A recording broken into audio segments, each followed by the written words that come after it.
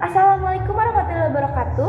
Nempangkeun Asta Abi Tertianur Aini Putri Donoan di kelas 10 Abi di dieu bade nyaritakeun cerita Maling Kundang.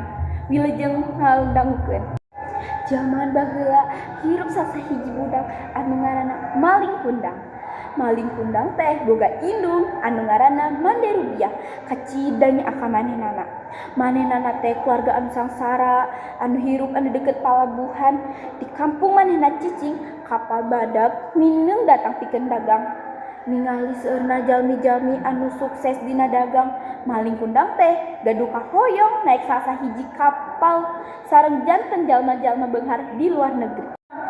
Hiji poe Maling Kundang junu naik kapal sarta indit ka luar negeri.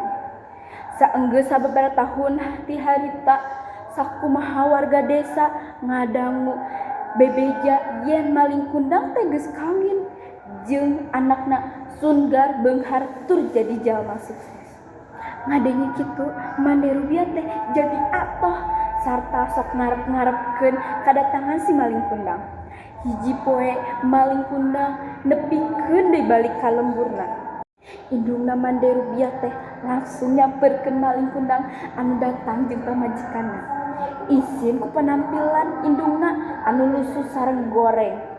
Maling Kundang teh pura-pura teu wau ka indungna sareng ngusir Mande Rubiah tina pangalihan Mande Rubiah. Atuh si Mande Rubiah teh jadi sedih pisan sareng nenda ka Allah pikeun keadilan.